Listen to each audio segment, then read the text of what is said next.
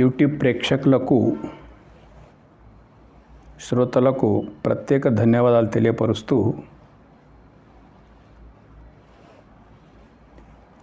ఈనాటి వీడియో సనాతనులారా ఈ వీడియో తప్పక చూడండి. సనాతనం అంటే ఏమిటి, మనం పోతున్నది ఎక్కడ, చాలా విలువైన విషయాలు ఇందులోపల మనకు రావడానికి అవకాశం ఉంది. సనాతనం సనాతనం సనాతనం అంటూ ఉన్నాము. వాస్తవంగా సనాతనం అంటే ఏమిటి చాలా వీడియోల లోపల మేము చెప్పినాం, కానీ ఎంత చెప్పినా కానీ వీడియోలు చాలా తక్కువ మంది చూస్తూ ఉన్నారు. రిపీటెడ్లీ మళ్ళీ చెప్పవలసి వస్తుంది. సనాతనం అనేటువంటి పదము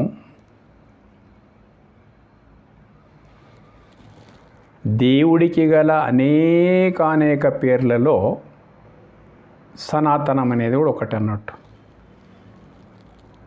ఉత్పత్తి అర్థం ఏంటి అంటే ఆది అంతరహితమైనటువంటిది. ఆది అంతరహితం, పుట్టుక లేదు, ఆది లేదు, అంతము లేదు, ఆద్యంతరహితమైనటువంటి ఒక తత్వమే దానికి దేవుడు అన్నాము. అందుకే దానికి సనాతనం అని కూడా పేరు వచ్చేసింది అన్నట్టు. ఇంకొక అర్థం సింపుల్గా, ప్రతి ఒక్కరి దేహము నూతనమైంది. 100 సంవత్సరాలు ఉండొచ్చు మనం, ప్రతి ఒక్క దేహము నూతనమైందే.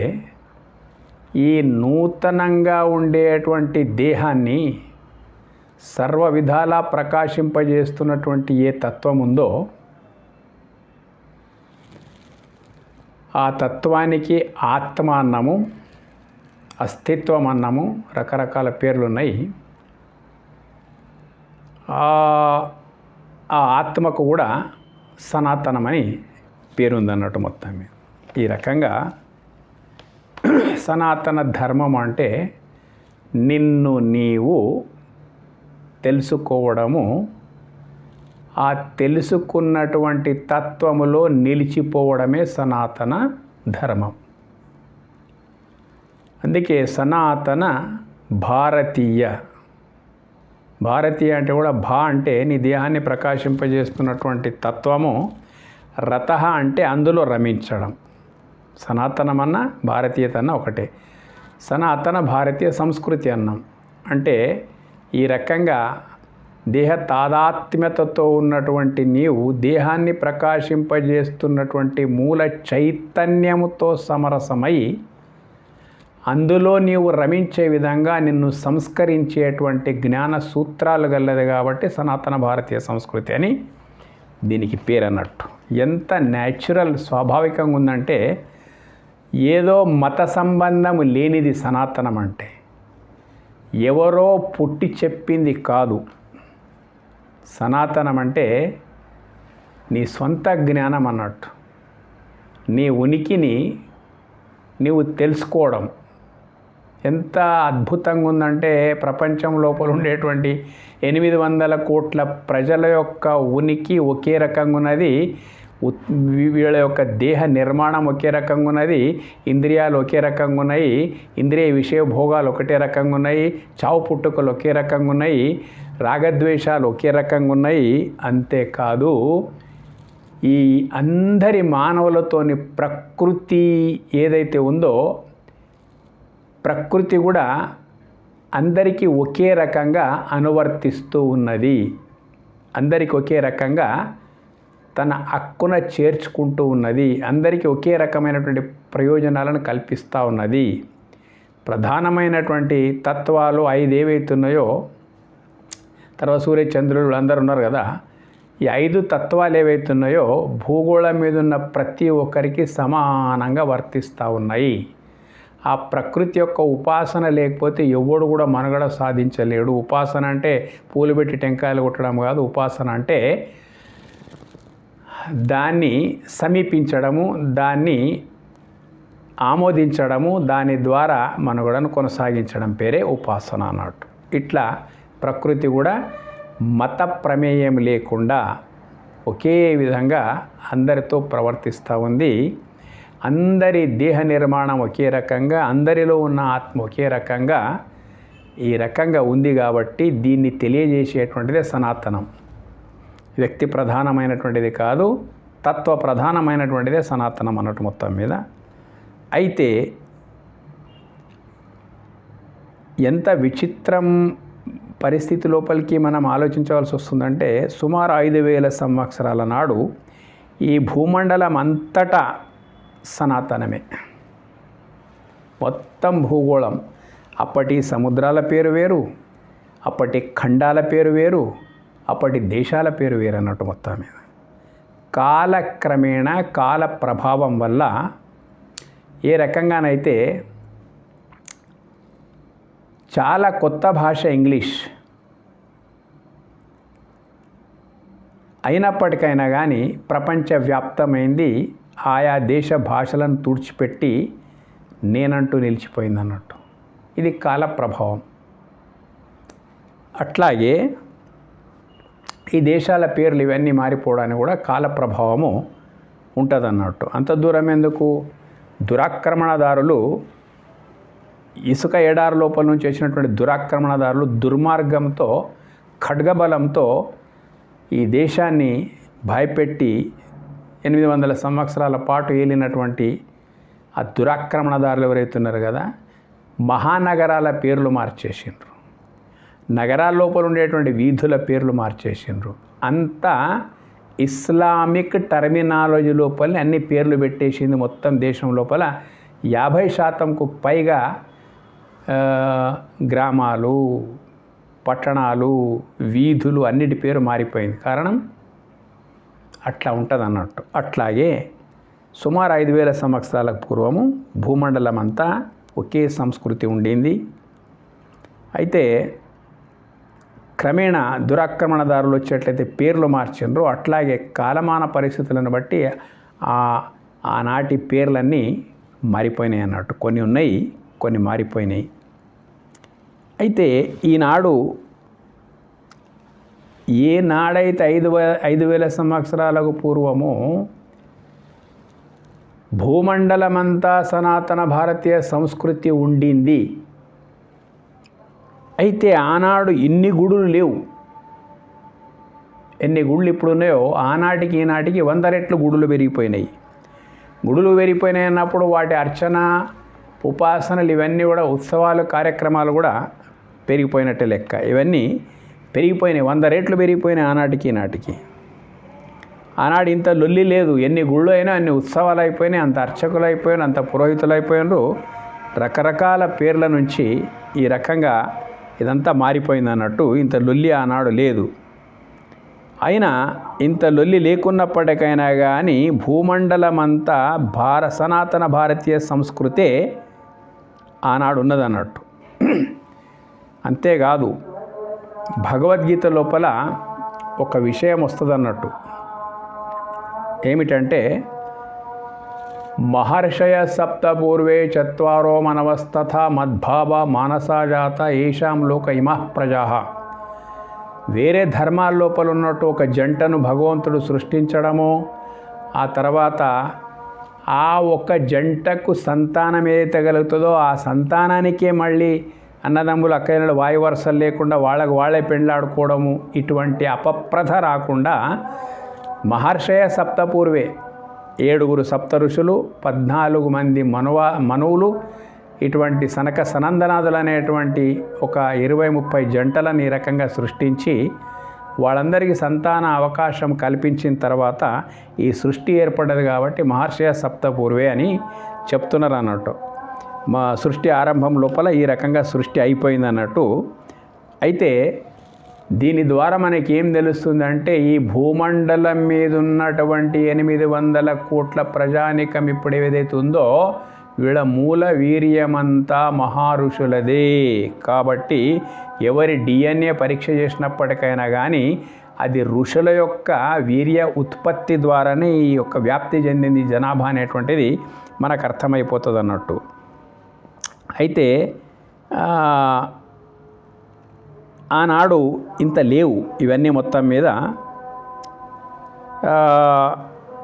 ఈనాడు గుడులు తీసుకోండి, ఆశ్రమాలు తీసుకోండి, పీఠాలు తీసుకోండి, మఠాలు తీసుకోండి, వేద గురుకులాలు అన్నిటికన్నా గుడులు మాత్రం ఈనాడు 100 రెట్లు అధికం. మూలక్షేత్రాలు, తీర్థక్షేత్రాలు గొప్ప గొప్ప అవన్నీ ఉండంగాను కూడా ఇప్పుడు ఇంకా చాలా పెరిగిపోయినాయి మొత్తం మీద. ఆనాడు ఇంతగా లేకున్నప్పటికైనా కానీ భూమండలమంతా సనాతన ధర్మమే ప్రతిష్ఠితమై ఉన్నటువంటి ఆ రోజులను కంపేర్ చేస్తే ఈరోజు ఆ రోజుల కన్నా 100 రెట్లు గుళ్ళు పెరిగినాయి, ఆశ్రమాలు పెరిగినాయి, పీఠాలు, మఠాలు, వేద గురుకులాలు ఈనాడు 100 రెట్లు అధికమైన అంటే వాటి యొక్క సరంజామా కూడా 100 రెట్లు అధికమైనట్టే లెక్క. పూజలు, అర్చనలు, అభిషేకాలు, యజ్ఞయాగాదులు ఈనాడు చాలా పెరిగిపోయినాయి. చూడండి,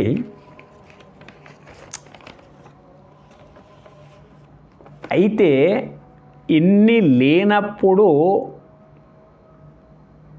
మొత్తం భూమండలం మీద భారతీయ సంస్కృతి ప్రతిష్ఠితమై ఉన్నది అన్నట్టు. ఈనాడు ఇంతగా పెరిగిపోయినాయి. ఆనాడు గ్రంథాలకు అనువాదం లేదు, ఎలక్ట్రానిక్స్ మీడియా లేవు, ప్రెస్ మీడియా లేవు. చాలా కష్టంతో కూడుకున్నటువంటి ఆ రోజుల లోపల మొత్తం భూమండలం అంతా భారతీయ సంస్కృతి ప్రతిష్ఠితమైనట్టు అప్పటి వాళ్ళు ఎంత గొప్ప మేధావులో మనం అర్థం చేసుకోం. ఋషి సంస్కృతి అనేటువంటిది మొత్తం భూమండలం మీద ఇదే ఉందన్నట్టు. మహాభారత యుద్ధం లోపల చూస్తుంటే మొత్తం అప్పటి దేశాల పేర్లు వేరే. ఈ రకంగా కౌరవ పక్షం నుంచి వచ్చిన వాళ్ళు కానీ పాండవ పక్షం నుంచి మొత్తం ప్రపంచ యుద్ధం అది. మహాభారత సంగ్రామం అంటే గొప్ప ప్రపంచ యుద్ధం. ఆ రోజుల లోపల 40 లక్షల 50-60 లక్షల సైన్యం కురుక్షేత్రం లోపల సమాయత్తమైనటువంటిది అంటే తెలుసుకోవచ్చు. అప్పటి జనాభాకి అది మొత్తం టోటల్ ప్రపంచమంతా ఒక్క దగ్గరికి వచ్చినట్లే లెక్క. అందరూ కూడా సనాతన ధర్మీయులే, అందరూ కూడా యజ్ఞయాగాదులు ఆచరించేటువంటి వాళ్ళే, అందరూ కూడా భారతీయ సంస్కృతి గైడ్లైన్స్ మార్గదర్శనం లోపలనే వాళ్ళ బ్రతుకులు చేసుకున్నటువంటి పరిస్థితి ఆనాడు. ఈనాడు 100% లొల్లి పెరిగింది, గుళ్ళు పెరిగినాయి, అన్నీ పెరిగినాయి మొత్తం మీద. ఒక్కొక్కరు చూస్తూ ఉంటే మొన్న మహాకుంభమేళకు 66 కోట్ల మంది స్నానం ఆచరించారంటే అసాధారణమైన విషయం ఇది. ఇంత లేదు ఆ రోజుల లోపల. ఆ తర్వాత ప్రతి పుణ్యక్షేత్రాల లోపల లక్షలాది మంది ప్రతిరోజు దర్శనం చేసుకుంటూ ఉన్నారు. ఇప్పుడు కొత్తగా అయోధ్య అయింది, తర్వాత తిరుపతి వెంకటేశ్వరులు, ఇట్లా 4 ధామ్ యాత్రలు రకరకాల ఏవైతున్నాయో ఎంత వ్యయ ప్రయాసలకైనా నోచి లక్షలాది మంది గుడి గోపురాల చుట్టూ, తీర్థక్షేత్రాల చుట్టూ తిరుగుతూనే ఉన్నారు మొత్తం మీద. మరి పుస్తకాలు కూడా ఏది కావాలంటే అది. ఈ రోజుల్లో అయితే ఇంకా మనకు ఈ టీవీ ఇన్ఫర్మేషన్ టెక్నాలజీ పెరిగిపోయింది, ఐటీ విప్లవం వచ్చేసింది, ఇప్పుడు ఆర్టిఫిషియల్ ఇంటెలిజెన్స్ ధరకు వచ్చేసినాము.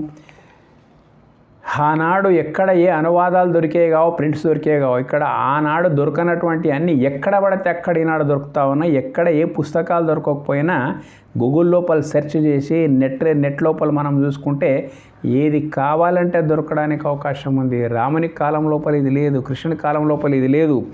ఈ రోజుల లోపల నువ్వు ఏది కావాలంటే, ఏ వేద మంత్రం కావాలనే స్పెసిఫిక్గా కొడితే దాని యొక్క అర్థంతో సహా నీకు రావడానికి అవకాశం ఉన్నది. ఏది ఎవరి ప్రవచనం ఈ దేశం లోపల, ఈ లోకం లోపల ఎవరి ప్రవచనం వినాలన్నా కానీ మనము యూట్యూబ్లో కొట్టేస్తే ఆ ప్రవచనాలు వస్తున్నాయి, వింటూ ఉన్నాము. ఎంత అద్భుతంగా ఇంత టెక్నాలజీ పెరిగిపోయిందంటే ఆనాడు ఏమీ లేకున్నా వాళ్ళు నిలుపుకున్నారు మొత్తం భూమండలం మీద భారతీయ సంస్కృతి స్థాపనను. ఎన్ని అవకాశాలున్నాయి, అంతేకాదు విద్యావంతుల యొక్క సంఖ్య పెరిగిపోతూ ఉన్నది. ఎక్కడ పోయినా ప్రపంచం లోపల భారతీయ మేధావులే ఎక్కువ ఉన్నారు. పెద్ద మల్టీనేషనల్స్ కంపెనీ లోపల కూడా సీఈఓలుగా మన వాళ్ళే ఉన్నారు. అమెరికా లాంటి దేశం లోపల మన వాళ్ళు ఎంతో అద్భుతాలను సృష్టిస్తూ ఉన్నారు, సంపదను పెంచుకుంటూ ఉన్నారు. చాలా తెలివితేటలు పెరిగిపోయినాయి. 50 సంవత్సరాల నాడు 10th పాస్ అయితే ఫస్ట్ క్లాస్ మార్కులు వస్తే చాలా పెద్ద పేరు వచ్చేటువంటిది. ఈనాడు అట్లా లేదు.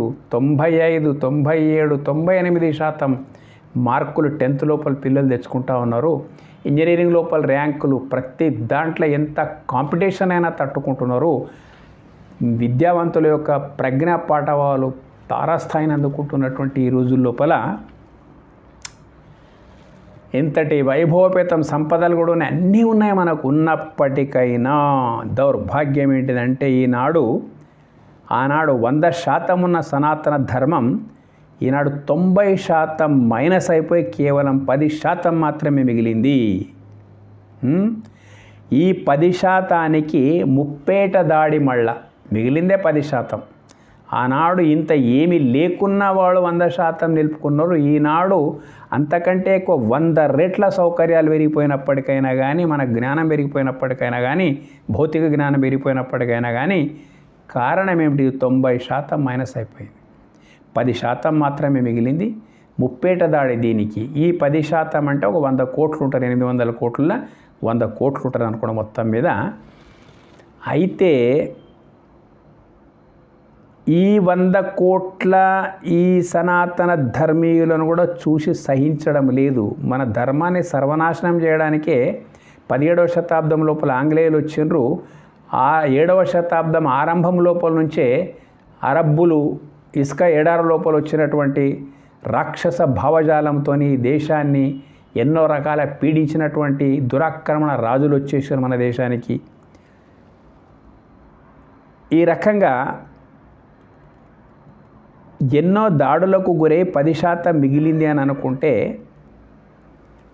దీనికి ముస్లింలు వ్యతిరేకమే, సనాతన ధర్మానికి క్రైస్తవులు వ్యతిరేకమే.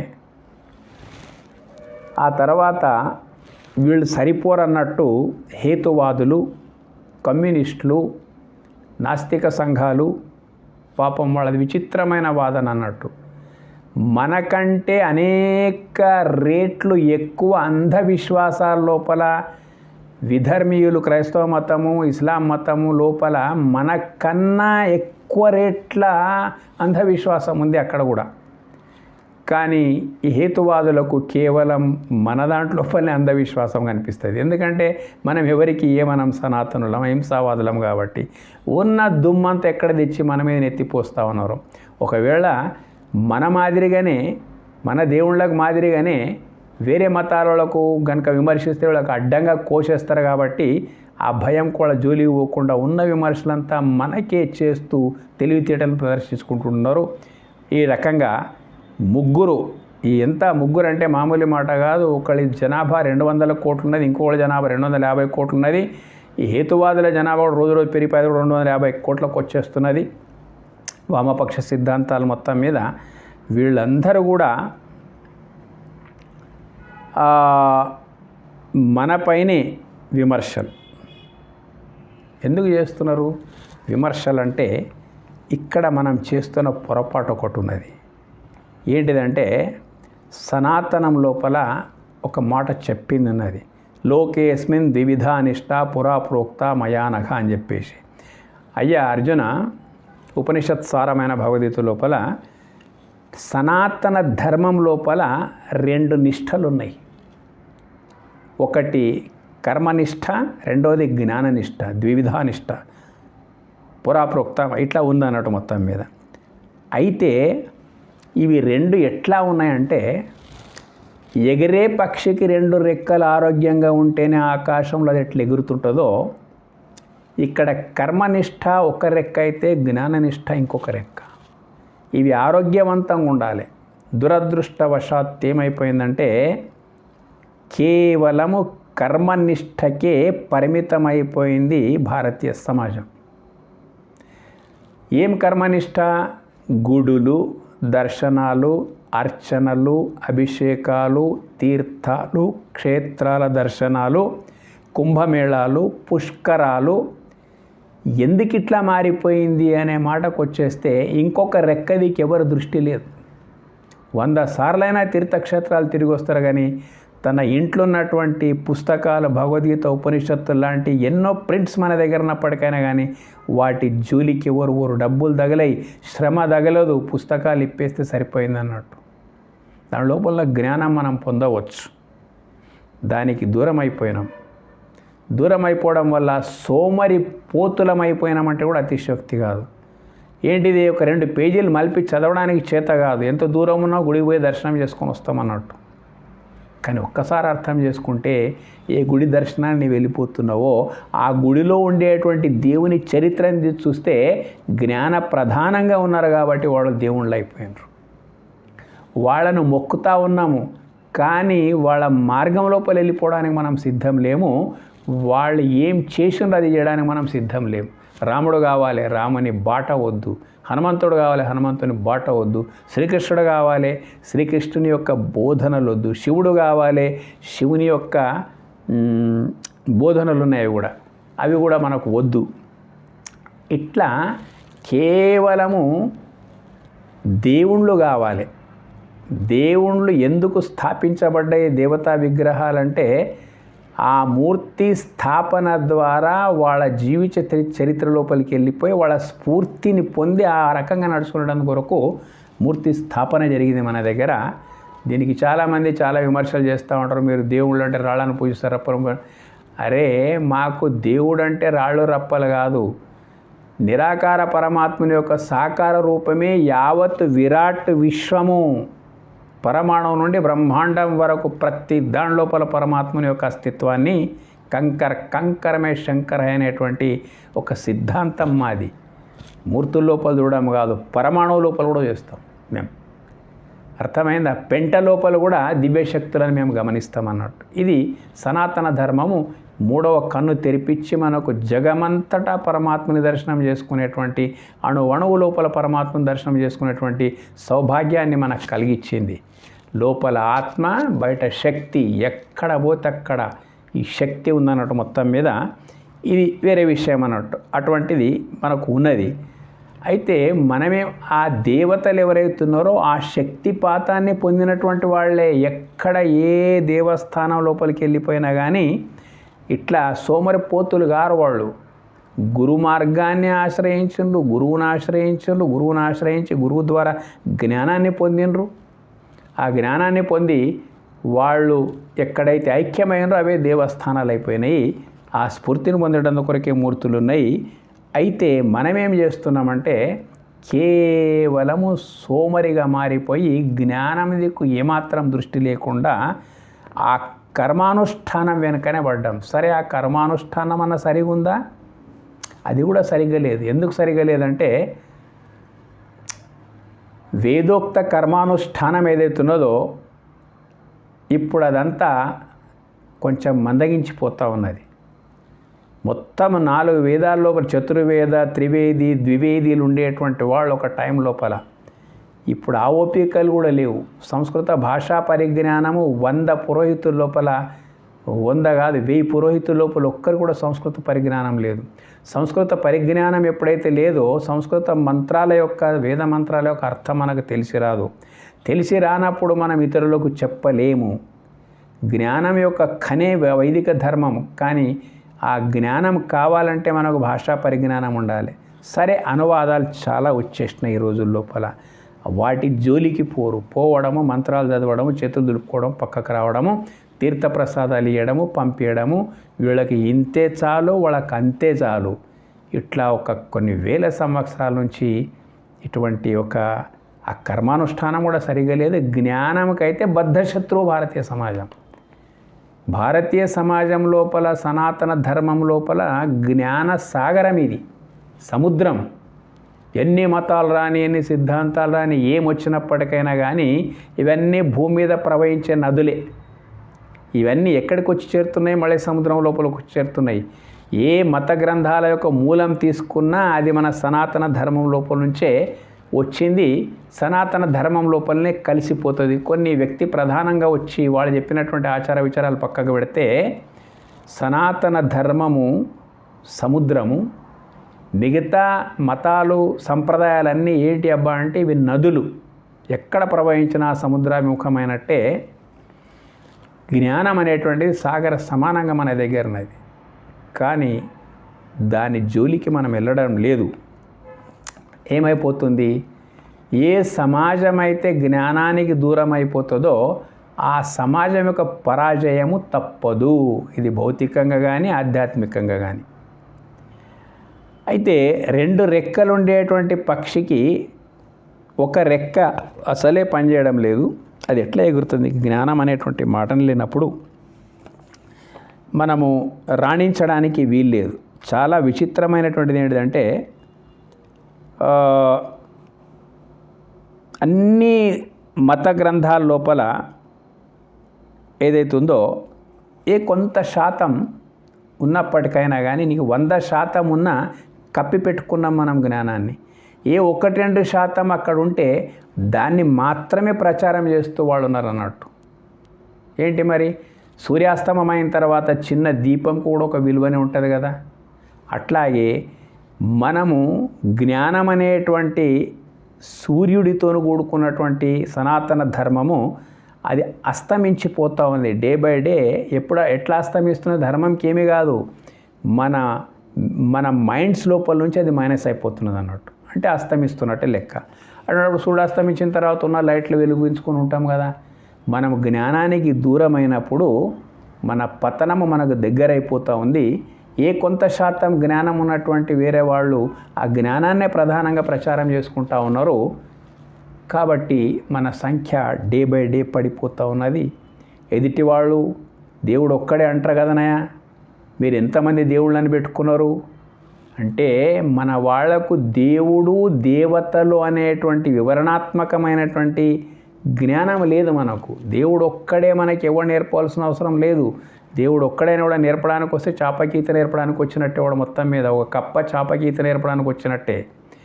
అయితే దేవతలు అంటే ఏంటిది, దేవుడు అంటే ఏంటిది, ఈ యొక్క జ్ఞానం అంతా పరిపూర్ణంగా వేదాల లోపల నిండి ఉన్నది. మనము దేవుడు దేవతలు అనేటువంటి వివరణ ఇవ్వడం లోపల విఫలమైపోయినందుకు మనకు వాళ్ళు ఎదుటి వాళ్ళు ఏంటంటే మీకు ఎంతమంది దేవుళ్ళు అంటే దానికి సమాధానం గట్టిగా ఇవ్వాలి.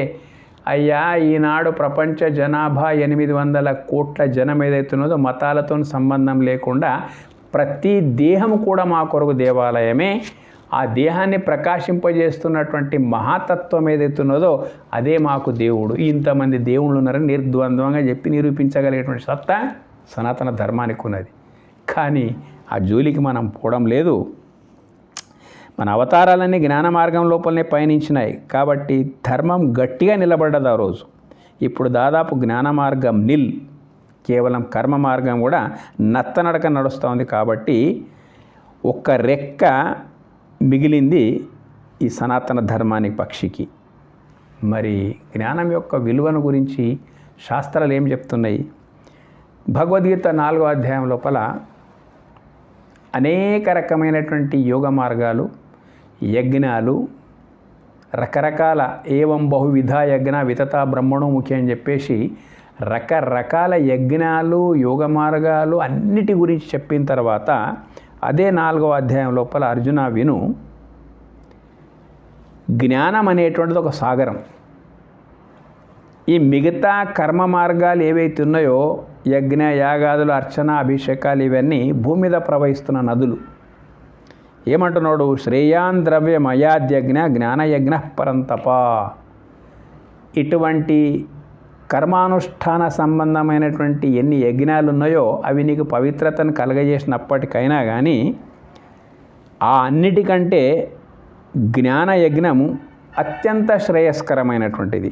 ఎందుకంటే నీవు ఏ కర్మానుష్ఠానం చేసినప్పటికైనా యజ్ఞయాగాదులు ఏవి ఆచరించినప్పటికైనా అని వాటి ఫలం ఏదైతే ఉందో ఖచ్చితంగా ఉంటుంది. కానీ జ్ఞానం లోపల అంతర్లీనమై ఉంటుంది. సర్వం కర్మాఖిలం పార్థ జ్ఞానే పరిసమాప్యతే.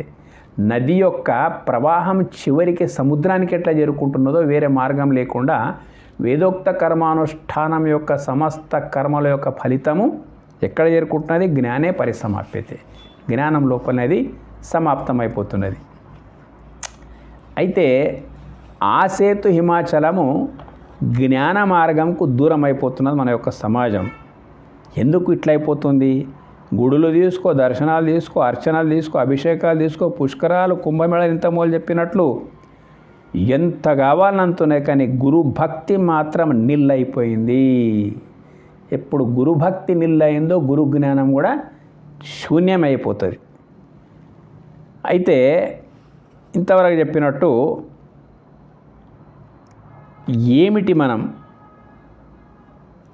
గురువు అంటే సమాజానికి విమానం నడిపించేటువంటి పైలట్ ఎట్లనో సద్గురు అనేటువంటి వాడు కూడా అట్లా సమాజాన్ని నడిపించుకొని పోవాలి. ప్రజలది ఏం తప్పు లేదు. ఎందుకు తప్పు లేదంటే యద్యదాచరతి శ్రేష్ఠ తత్తదేవే తరో జన అని గీతలో ఒక శ్లోకం ఉన్నది. గొప్పవాళ్ళే కర్మను ఆచరిస్తారో కళ్ళు మూసుకొని మిగతా వాళ్ళంతా దాన్ని అనుసరిస్తారు. అట్లాగే మన గొప్పవాళ్ళంతా మనం ఎవరికైతే గురువులు, పీఠాధిపతులు, పురోహితులు వగైరా వగైరా అనుకుంటున్నామో వాళ్ళు ఏం చేస్తున్నారు? ఇప్పుడు కేవలము పరిమిత స్థానం లోపలనే జనానికి మార్గదర్శనం చేస్తున్నారు అన్నట్టు. గురువులు సైతం ఆనాడు గురువులు ఏం చెప్తే అది వినేటువంటిది సమాజం కొన్ని వేల సంవత్సరాల క్రితం. భూమండలాన్ని ఏలుతున్నటువంటి ఏకచక్రాధిపత్యం ఏలుతున్నటువంటి రాజులు కూడా గురువు గీసిన గీత కావల దాటేటువంటి వాళ్ళు కారు. అలాంటి గురువులు ఉండేటువంటి వాళ్ళు, అలాంటి శిష్యులు ఉండేటువంటి వాళ్ళు. ఈరోజు ఏమైపోయింది? ఇక్కడ శిష్యులు ఏం చెప్తే అది వినే గురువులు అయిపోయినారు. ఇప్పుడు గురువులను శిష్యులు శాసిస్తున్నారు. ఎందుకు అట్లా అయిపోయిన పరిస్థితి అనేటువంటిది బాగా ఆలోచిస్తే మనము జ్ఞానానికి దూరం కావడం వల్ల గురువులు కూడా జ్ఞానానికి ప్రాధాన్యత వాళ్ళకు ఉండొచ్చు, గురువుల జ్ఞానం ఉండొచ్చు, కానీ జ్ఞానముకు శ్రద్ధ చూపినటువంటి జనముకు వాళ్ళకి ఏం కావాలో అది ఇచ్చుకుంటూ ఊకున్నారు. ప్రతి ఆశ్రమం లోపల గుళ్ళు కడతారు.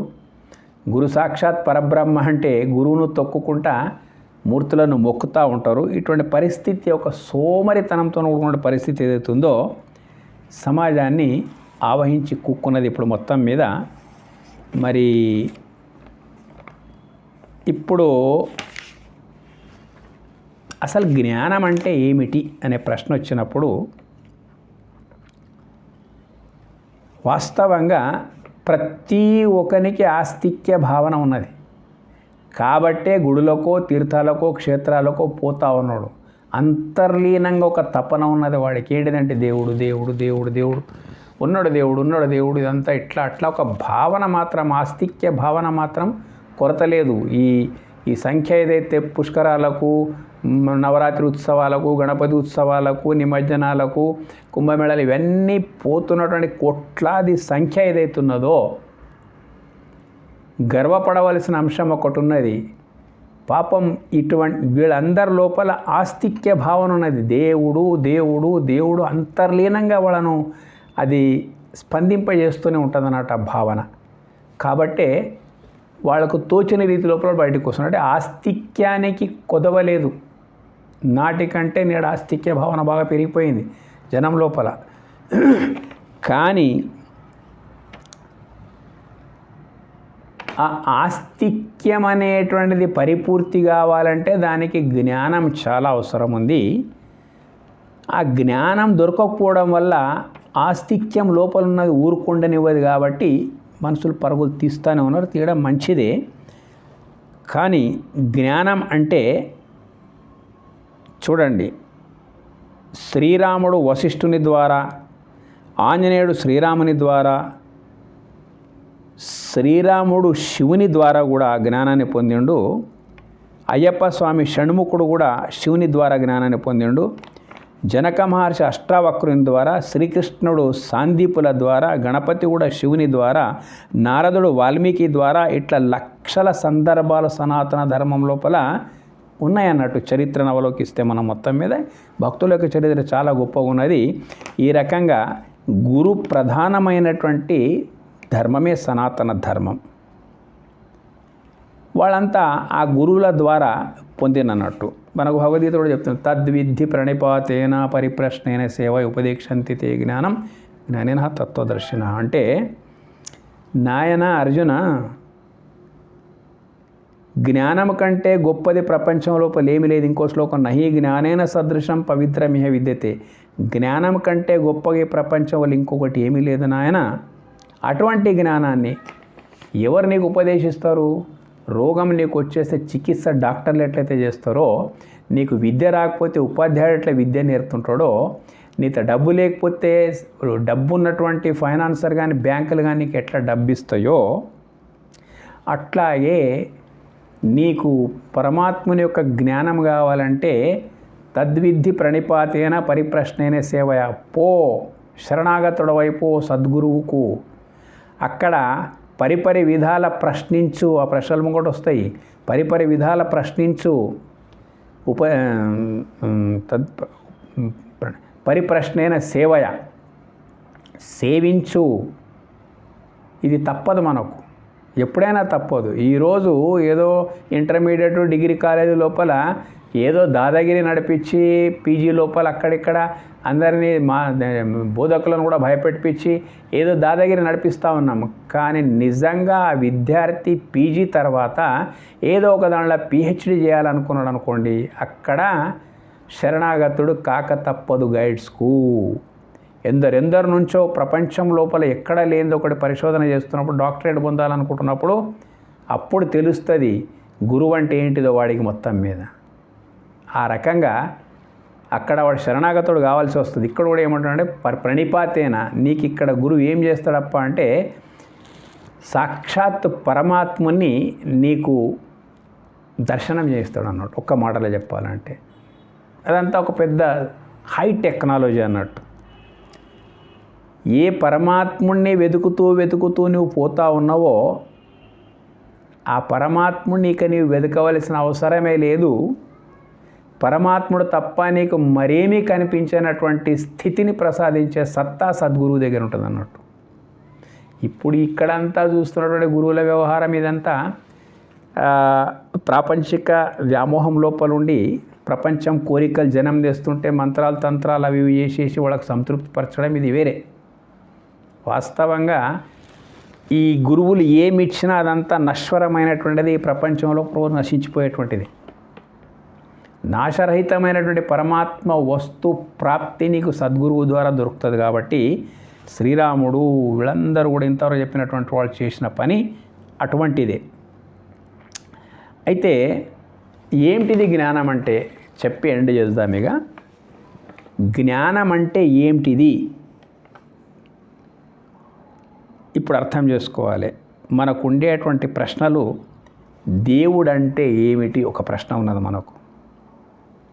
ఇది ప్రశ్న, మహాప్రశ్నలు ఇవి మతాలకు సంబంధం లేకుండా భూమి మీద ఉన్న ప్రతి మనిషి మనసును తొలుస్తున్నటువంటి ప్రశ్నలు ఇవి.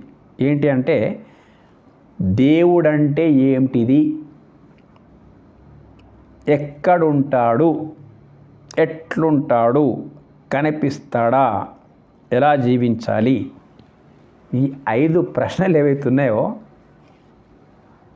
ప్రతి మనిషి మనసును తొలుస్తున్నటువంటి ప్రశ్నలు అన్నట్టు. దేవుడు అంటే ఏంటిదంటే సరే చెప్తున్నారు, అక్కడ ఉంటాడు ఇక్కడ ఉంటాడు వెళ్ళిపోతున్నారు అన్నట్టు.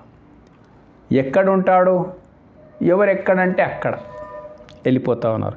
ఎట్లుంటాడు, ఏముంది జవాబు, ఆ మూర్తిని దర్శనం చేసుకుంటే దైవ దర్శనం అయిపోయినట్టే లెక్క. ఇట్లా నడిచింది ఇది మొత్తం మీద.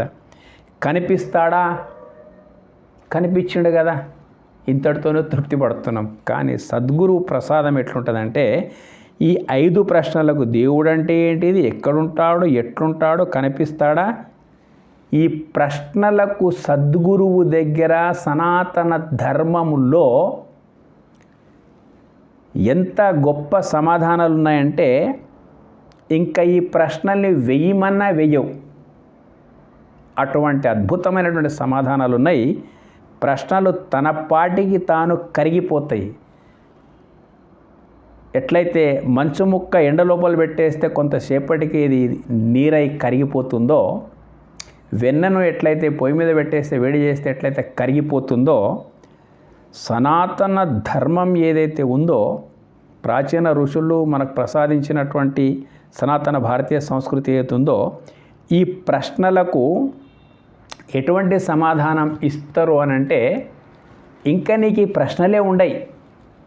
దేవుడు అంటే ఎక్కడెక్కడ దివ్యత్వం ఉందో అక్కడంతా దేవత్వమే. దివ్యత్వం లేని ప్లేస్ ఎక్కడ లేదు. ఆ తర్వాత ఎక్కడుంటాడంటే ఎక్కడ దివ్యత్వం ఉందో అక్కడ దైవత్వం ఉంది. ఎట్లుంటాడంటే నీవెట్లున్నావో అట్లాగే దేవుడు ఉంటాడు. ఎందుకంటే నీ లోపల దేవుడే కనుక లేకపోతే నీకు రూపం లేదు, నీ యొక్క ఆకారం లేదు. నీ రూపం లేదు, ఆకారం లేదు. నీవు ఉన్నావు అంటే నామరూపాలతో ఉన్నావంటే ఆ చైతన్యం ఉన్నంత వరకే ఉంటున్నావు అన్నట్టు. ఎట్లుంటాడంటే నీవు ఎట్లున్నావు, ఏముంటే నీవు ఉన్నావు కాబట్టి నీలాకనే ఉంటాడు దేవుడు. కనిపిస్తాడంటే కనిపించేదంతా సర్వము ఖలు విధం బ్రహ్మ అనేటువంటిది గురుముఖంగా ఈ సూత్ర విజ్ఞానం మనకు దొరికితే కనిపిస్తాడంటే కనిపించేదంతా బ్రహ్మమే అయినప్పుడు అంతర్బహిష్య తత్సర్వం వ్యాప్య నారాయణ స్థిత, లోపల బయట ఉన్నదంతా పరబ్రహ్మ చైతన్యమే అన్నప్పుడు దృష్టిం జ్ఞానమయం కృత్వా పశ్యేత్ బ్రహ్మమయం జగత్. నీ దృష్టి గురు జ్ఞానమయమైపోతే పశ్యేత్ బ్రహ్మమయం జగత్, అప్పుడు నీకు కనిపిస్తున్నదంతా పరబ్రహ్మ స్వరూపమే. ఇది ఇట్లా మాట చెప్తే అర్థమయ్యేటువంటిది కాదు. పరిపరి విధాల ప్రశ్నించి ఎన్ని ప్రశ్నలు నీకుని అన్ని ప్రశ్నలు సమూలంగా ఛేదించి నీకు జ్ఞాన నిష్టను ప్రసాదించేటువంటి శక్తి సద్గురువుకు ఉంటుంది. కాబట్టి ఆ జ్ఞానానికి మనం చాలా దూరం అయిపోయినందుకొరకు ఈ దుర్గతి మనకు పట్టింది. 100% ఆ జ్ఞాన బలము నుంచే భూమండలం మీద 100%కు 100% మొత్తం సనాతన ధర్మంను ప్రతిష్ఠితం చేసి నడిపించినటువంటి 5000 సంవత్సరాల పూర్వం ఉన్నటువంటిది మనం జ్ఞానానికి దూరం కావడం వల్ల అయిపోయింది. చిమ్మ చీకటి లోపల మన ప్రయాణం సాగింది. జ్ఞానమే మహా వెలుతురు. అటువంటి జ్ఞానానికి ఎప్పుడు మనం దగ్గర అయిపోతామో తర్వాత ఇప్పుడు మళ్ళీ రాబోయే కాలంలో విశ్వగురు స్థానం. ఇంతవరకు చెప్పిన ప్రశ్నలకు సంపూర్ణ రీతి లోపల సమాధానం ఏ మత గ్రంథాల లోపల కూడా నీకు దొరకదు. పక్కా ఈ మాట. దేవుడు అంటే ఎక్కడో ఉంటాడు. ఇంకా కొన్ని మతాలైతే దేవుడు అంటే ఒక గ్యాంగ్స్టర్ మాదిరిగా చెప్పింది వింటే సరిపోయా, లేకపోతే షూట్ చేసి పడేస్తాడు, నీకు నరకం లోపల తీసుకొని పోయి మార్చేస్తాడు, కాల్చేస్తాడు. అంతా చిన్నగున్నప్పుడు పిల్లలకు దొంగలు వచ్చిరి, సింహం వచ్చే అది ఇదని భయపడిపించి వాళ్ళకి ఎట్లయితే పనులు తీసుకుంటామో అట్లాగే అమాయకులైన జనానికి దేవుడు అంటే ఒక పెద్ద గ్యాంగ్స్టర్ లాగా చిత్రీకరించి భయపెట్టి తమ వైపు తిప్పుకునేటువంటి మతాలే చాలా ఉన్నాయి. భయం అనేది అసలు ఏ కోశాన లేకుండా దైవతత్వాన్ని ఉపదేశించేటువంటి సనాతన ధర్మం అన్నట్టు. లైభ్యం మాస్మగ మహాపార్థనైతత్వం. అరే ఇడిచిపెట్టో భయాన్ని మొట్టమొదటి ఇడిచిపెట్టు, దేనికి భయపడకు, నువ్వు అన్నిటికీ నేను చూపిస్తా అని చెప్పేసి సంపూర్ణమైనటువంటి విశ్వరూపం దర్శనం చేయించినటువంటి శ్రీకృష్ణ పరమాత్మ. ఆ దర్శనం ప్రతి ఒక్కరికి సాధ్యమున్నది. ఆయనకు జ్ఞాననేత్రం ప్రసాదించిండు శ్రీకృష్ణుడు. ఆ జ్ఞాననేత్రం ప్రతి ఒక్కరు లోపలున్నది. నీవు తీవ్రంగా తప్పిసి అది తెరుచుకున్న తర్వాత ఇంకా దేవుడు అనే ప్రశ్నే నీకుండదు. అన్నీ కూడా నీ లోపల బయట ఉన్నదంతదే. ఇది ఇంత డీటెయిల్గా కాదు, దాన్ని అట్లా చెప్పవలసి వస్తుంది. మొత్తం మీద ఈ రకమైనటువంటి జ్ఞానానికి ఎప్పుడు మనం దగ్గర అయిపోతామో అప్పుడు మళ్ళీ విశ్వగురు స్థానం లోపల మనం వెళ్ళిపోవడానికి సిద్ధం ఉన్నాము. ఆ జ్ఞానం యొక్క ప్రాప్తి ఏదైతే ఉన్నదో మానవ జన్మ యొక్క అంతిమ లక్ష్యం.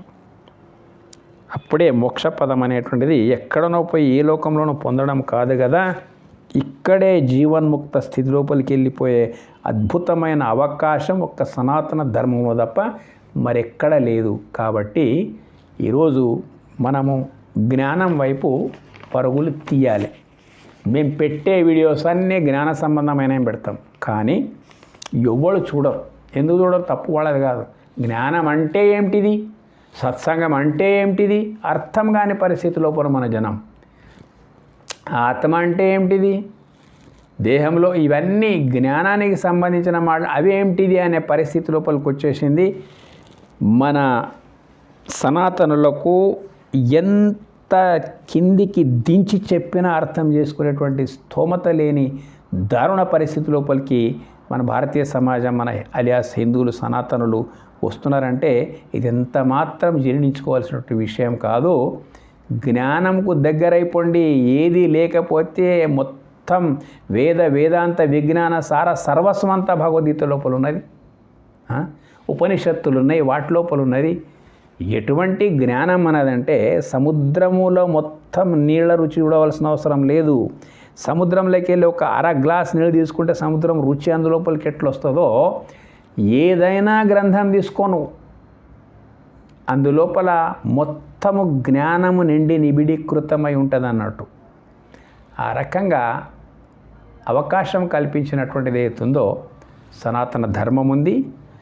జ్ఞాన మార్గం లోపలికి రండి. ఈ యొక్క వ్యయ ప్రయాసలతో కూడుకున్నటువంటి వాటిని తగ్గించుకోండి. మీ ఇంట్లోపలనే ఏ వ్యయ ప్రయాసాలు లేకుండా మీరు జ్ఞానాన్ని పొందేటువంటి అద్భుతమైనటువంటి అవకాశాలు మనకు ఇంటర్నెట్ ద్వారా, ఇన్ఫర్మేషన్ టెక్నాలజీ ద్వారా వచ్చింది. కాబట్టి ఎవరికి లేని సౌభాగ్యం, కలియుగం ధర్మం చాలా కష్టంతో కూడుకుని ఉంటుంది అనేది ఎంత సత్యమో ఇప్పుడు అంత సులభం అయిపోయింది. మన జ్ఞానం పొందాలనుకుంటే పొందుతూ ఉన్నాం. అయితే ప్రాపంచిక జ్ఞానం అందులో కొంత ఆసక్తిని ఇక్కడ ఇచ్చేస్తే ఏ మతస్థులు కూడా మనను ఊపడానికి వీల్లేదు, మన వాళ్ళు మతం మారడానికి కూడా వీల్లేదు. కనీసం జిల్లాకు ఒక 20 మంది అన్నా కానీ అటువంటి బ్రహ్మజ్ఞాన తత్పరత కలిగి ఉండాలి. అన్ని మతాలను క్షుణ్ణంగా అధ్యయనం చేస్తే కానీ నీకు సనాతన ధర్మంలో గొప్పతనం అనేది అర్థమైపోతుంది. ఆ రకంగా మనము ముంగటికి రావాలి, ధర్మాన్ని నిలుపుకోవాలని చెప్పేసి మా యొక్క తపన. ఈ వీడియో మీకు నచ్చితే సబ్స్క్రైబ్ చేయండి, లేదంటే మీ ఇష్టం. ధన్యవాదాలు.